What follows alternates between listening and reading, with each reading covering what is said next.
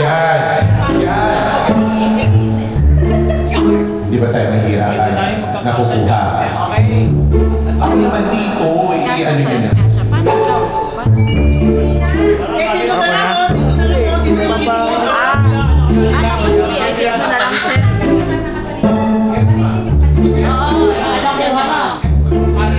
Dito na lahat.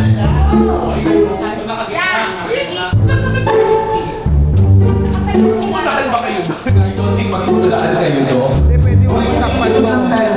Sige nga, pwesto muna kayo para makita natin. Sige, talikod muna kayo.